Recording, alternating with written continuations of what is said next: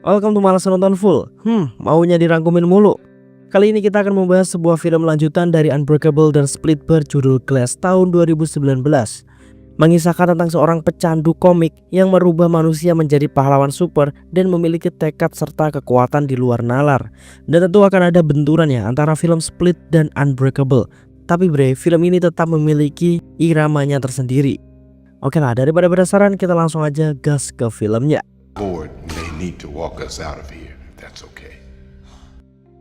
Keep bringing him sacred food and nothing's happening. The beast, he's showing himself. Cerita dimulai dengan narasi soal makhluk bernama The Beast. Yang udah nonton recap film Split pasti paham. Link buat yang belum nonton ada di deskripsi bre. Jadi dalam narasi itu disebutkan bahwa tak ada yang percaya dengan revolusi The Beast, bahkan cenderung meragukannya. Scene kemudian memperlihatkan Kevin dalam mode Patricia. Nah yang belum paham nih, Kevin ini adalah penderita kepribadian ganda bre. Dan doi memiliki sekitar 24 kepribadian berbeda. My name is Patricia. Nah cerita tentang Kevin ini ada di dalam film Split juga. Lanjut, doi kali ini menyekap 4 gadis cheerleaders dan merantai mereka di sebuah ruangan gedung yang terbengkalai. Jay, sandwich. Kemudian scene beralih ke 2 orang pemuda pembuat konten yang sangat meresahkan. Karena bahkan mereka tak ragu untuk menyakiti orang lain demi konten. Tak menunggu lama untuk video mereka viral. Hingga suatu hari mereka ini didatangi pria berjubah. Yaps, itu adalah David dari film Unbreakable yang kini telah memiliki toko peralatan keamanan bernama Dawn Home Security.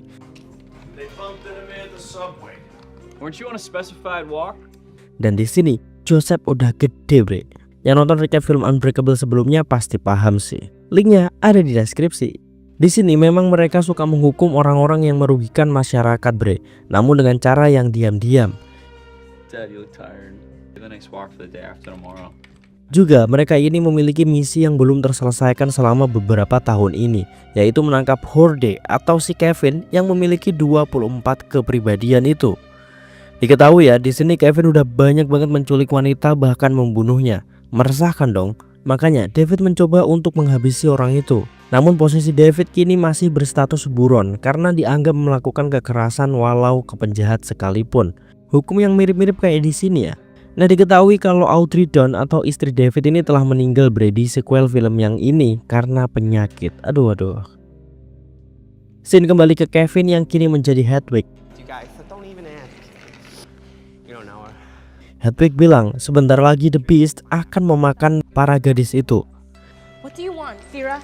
To ask you your names because after the night.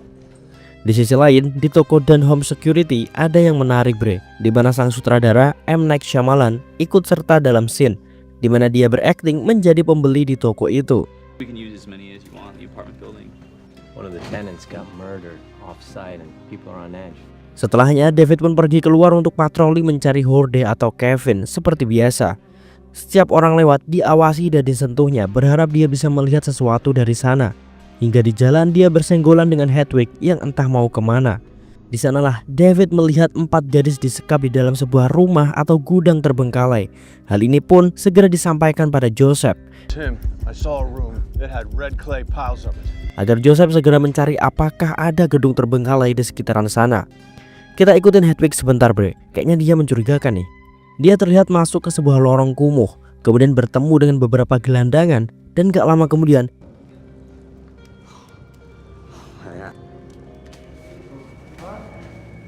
Hedwig berubah menjadi sosok The Beast yang tanpa ragu langsung membunuh dan memakan semua gelandangan tersebut.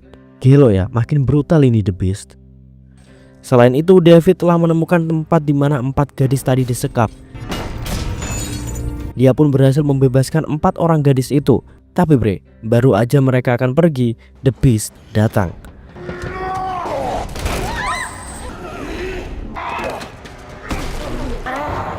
Pertarungan hebat pun terjadi. David belum pernah menemukan lawan sekuat The Beast. Begitu pula sebaliknya, The Beast belum pernah bertemu orang sekuat David.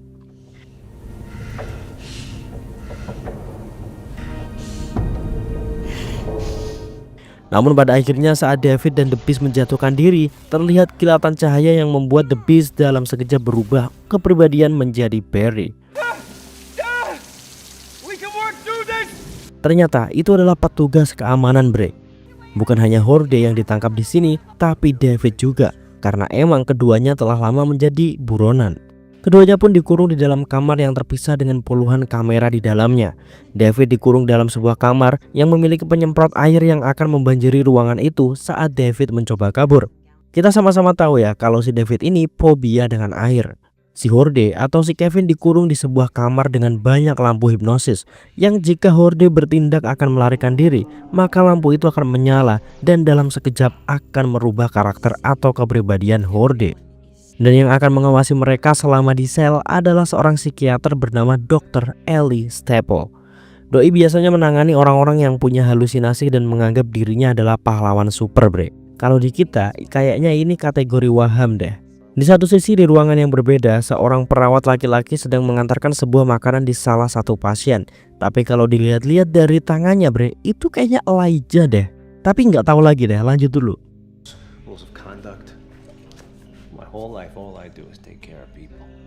Nah, Casey akhirnya muncul. Doi ini ternyata satu kampus sama Joseph Dunn, anak David.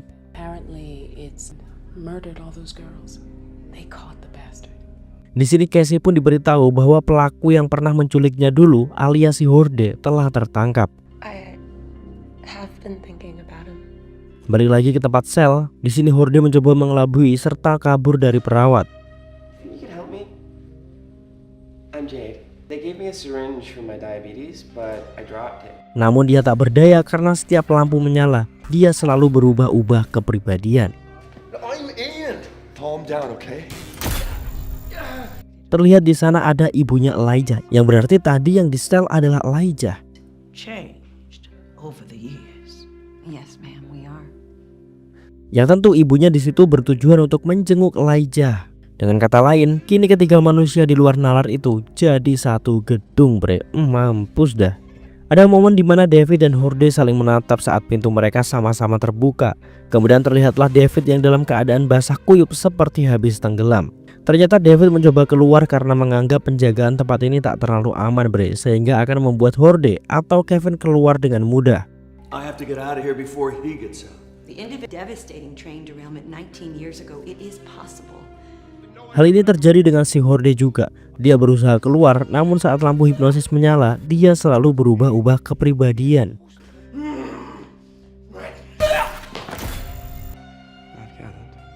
It's about the beast, is it? Joseph di sini segera mendatangi tempat di mana ayahnya dikurung. Joseph berusaha untuk mengeluarkan sang ayah karena dia menganggap apa yang dilakukan ayahnya berada di jalan yang benar. Dia menolong dan menghabisi para penjahat. Then your father called you on the cell. I'll sign that in front of a judge. So you see, he shouldn't be here. Tapi yang gak bisa diterima oleh petugas keamanan ternyata adalah aksi kekerasan yang dia lakukan bahkan sebelum keputusan hukum dibuat. Di sini Dr. Ellie meyakini kalau David dan orang-orang yang ia tangkap ini mengalami halusinasi tinggi sehingga menganggap diri mereka pahlawan super. Padahal yang gak ada kayak gitu, katanya Dr. Ellie. When he's out on searches, doesn't he, Joseph? Dr. Ellie tak mempercayai hal-hal semacam adanya kekuatan super dalam diri manusia dan menganggap itu hanya halusinasi atau self-claim aja, bre. Cukup masuk akal sebenarnya. Merasa kesal, Joseph pun pergi. Dia mempercayai kalau ayahnya ini benar-benar memiliki kemampuan di atas normal. Gak lama, Casey juga mendatangi tempat itu. Sama, Dr. Ellie juga menjelaskan tentang halusinasi para tahanan. He's being held here before his trial. I'm in charge of him for now. Kemudian Casey diizinkan masuk untuk menemui Horde atau si Kevin. Wait, try so hard to get away from us and now you come back and see us? Horde pun sangat menyambut kedatangan Casey. Nah, saat Casey memegang tangan Horde, Kevin tiba-tiba muncul.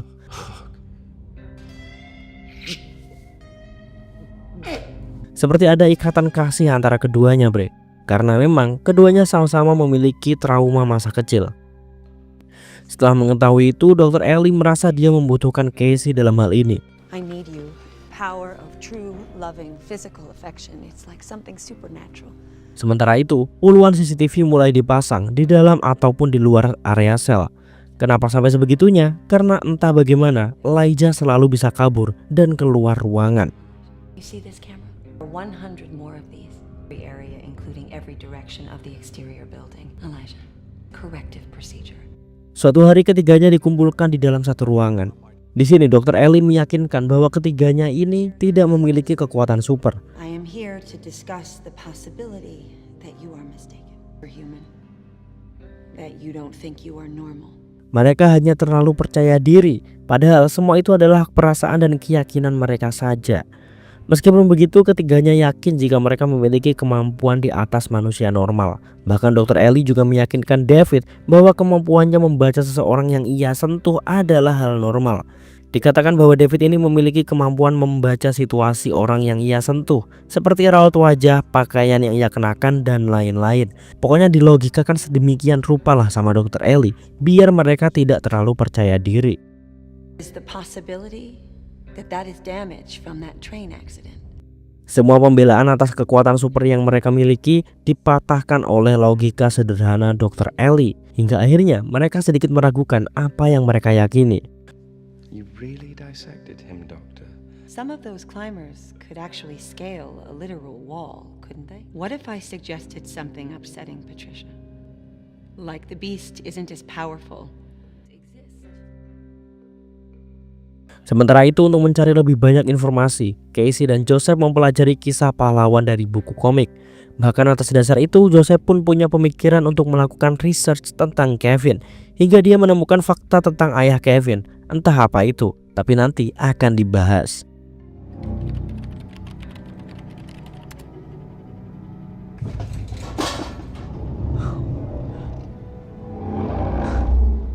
Hari telah malam. Semua pekerja sel mulai berganti shift dengan pekerja lain. Ada satu pekerja yang selalu telat bre, hingga itu dimanfaatkan oleh Elijah untuk berkeliling dan membaca berkas-berkas di sel. Tapi entah gimana caranya, si Elijah ini keluar dari kamar. Sampai di sini pun masih belum dijelasin ya, gimana ini orang bisa keluar sel dengan bebas. Di sini Elijah menemukan fakta tentang ayah Kevin juga bre. Tapi entah apa, bahkan karena itu Elijah pun sampai panik.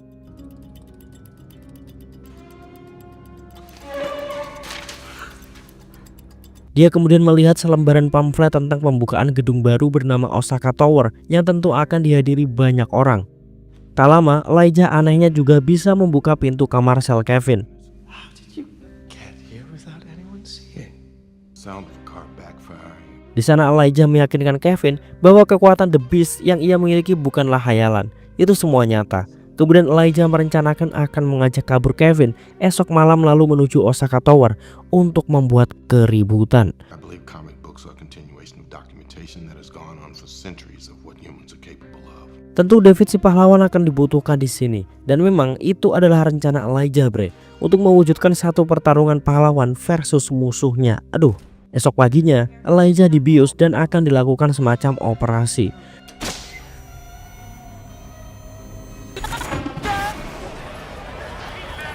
Hal ini dilakukan karena Elijah terekam CCTV keluar kamar semalam. Di momen itu, Elijah teringat masa kecilnya saat diajak main ke wahana permainan oleh si ibu. Terlihat di sana Elijah kecil sangat antusias bre. Dia bahkan kabur dari ibunya untuk menaiki satu wahana ekstrim tanpa memperhitungkan kondisi fisiknya yang rapuh.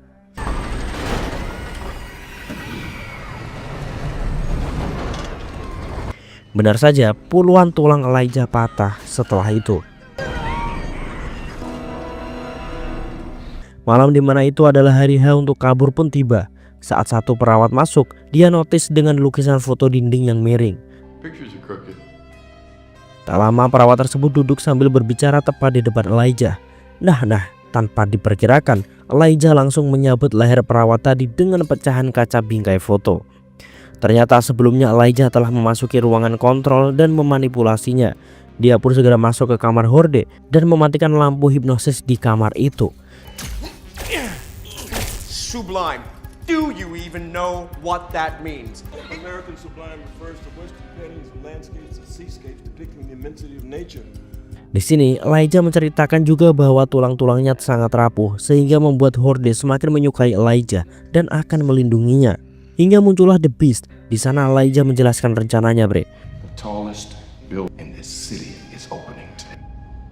You you can convince the Horde. Mereka akan memasuki Osaka Tower dan membuat keributan, serta di sanalah mereka akan banyak mendapat sorotan kamera. Dengan itulah keberadaan mereka akan diakui dunia.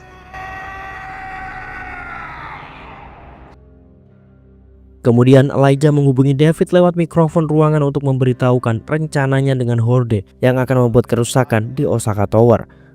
How you doing, David? I always thought of us as friends. You're able to hide because people who steal cars and mug people in alleys don't need your full potential.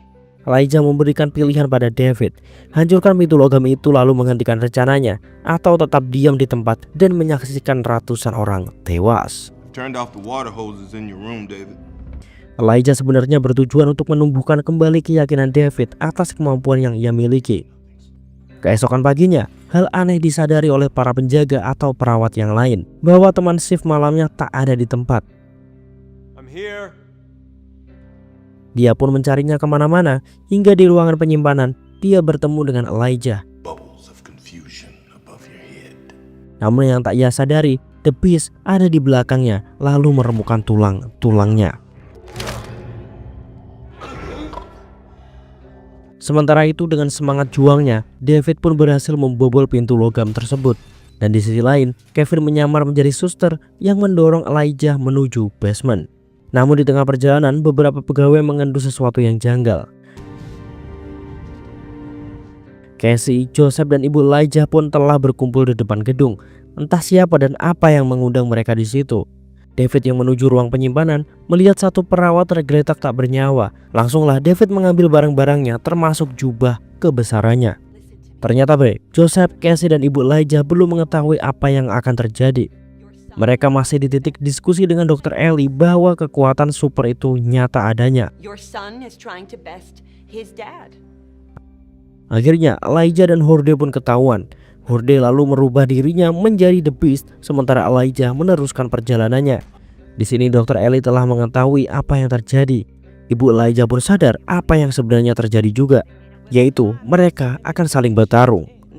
I think he said it was referred to as the showdown. Pitted against each other. The Beast mulai melakukan keributan di luar gedung, sementara Elijah seperti meretas sistem gedung tersebut. Tak lama, datanglah pihak kepolisian yang tentu gak akan sebanding dengan kekuatan The Beast.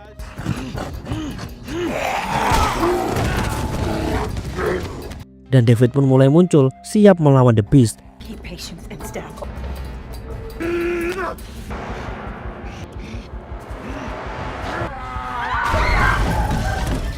Pertarungan itu pun cukup sengit, Beberapa menit kemudian bantuan dari kepolisian pun datang.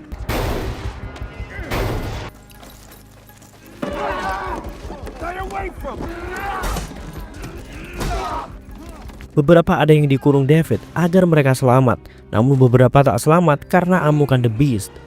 Di sini Joseph memberanikan diri untuk mendekati mereka. Joseph, he's lying to you. In comics, the parents of the villains always hold the key to understanding them. Joseph di sini membocorkan apa yang terjadi. Ternyata ayah Kevin ini adalah salah satu korban meninggal dari kecelakaan kereta yang ditumpangi David belasan tahun yang lalu. Dan kita sama-sama tahu kalau kecelakaan kereta itu akibat ulah Elijah. The Beast yang mendengar itu pun balik marah ke Elijah. Train crash hadn't happened, and Clarence Wendell Crumb was a mastermind. Dan langsung meremukkan tulang-tulangnya yang sangat rapuh itu. The Beast pun semakin marah karena penjelasan Elijah tentang rencananya yang berhasil memunculkan sosok The Beast hingga sosok pahlawan seperti David yang akhirnya bertempur seperti sekarang. Karena di sini David agak mengganggu The Beast pun mendorong David hingga masuk ke tangki yang dipenuhi air. The Beast tentu udah tahu kelemahan David. David yang gak bisa bernafas di dalam air mencoba untuk menghancurkan tangki itu dengan pukulannya, hingga akhirnya jebol dan menyeret mereka berdua keluar. Setelah itu The Beast mencoba untuk segera menuju Osaka Tower, namun dia dicegat sama Casey. Casey pun segera memeluk The Beast. Tak lama, sosok The Beast berubah menjadi Kevin. The Beast, listen to me. Yes. Dan sebuah tembakan tiba-tiba saja menembus perut Kevin, Kevin tak lagi kebal jika tidak dalam mode The Beast, Sementara itu David dihampiri satu petugas, namun petugas itu malah menarik David dan mencelup-celupkan wajahnya di genangan air. Begitu pula dengan Dr. Ellie yang ternyata adalah dalang di balik semua ini. Dr. Ellie tergabung dalam perkumpulan elit yang memiliki tujuan menyeimbangkan dunia dan tak mengizinkan ada manusia yang lebih kuat dari yang lain. Walaupun aslinya dia sebenarnya tahu kalau kekuatan di atas manusia normal itu benar adanya. Singkat cerita, Elijah, David, dan Kevin pun meninggal di dalam rencana busuk Dr. Ellie.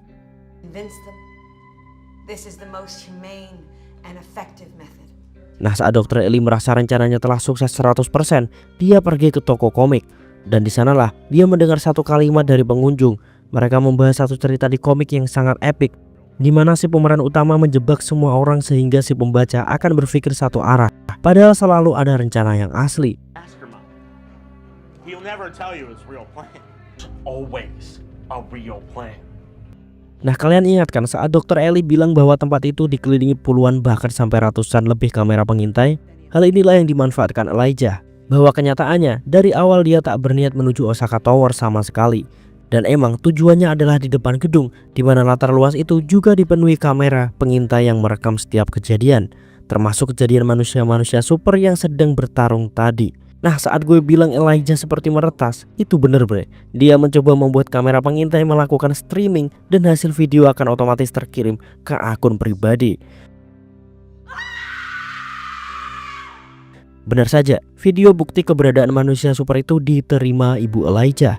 Joseph, Casey, dan Ibu Elijah pun sepakat untuk menyebarkan video tersebut ke khalayak ramai. Hingga mitos tentang manusia super itu menyebar dengan luas dan membuat keraguan orang-orang selama ini terpatahkan. Film pun berakhir. Nah, gimana bre? Dan itu adalah penutup dari prequel film yang kita bahas. Mungkin sekian dulu aja dari Malas Nonton Full. Silahkan tulis pendapat kalian di kolom komentar. Jangan lupa subscribe, bunyi lonceng notifikasinya supaya kalian gak ketinggalan konten-konten terbaru dari Malas Nonton Full. See ya and bye-bye.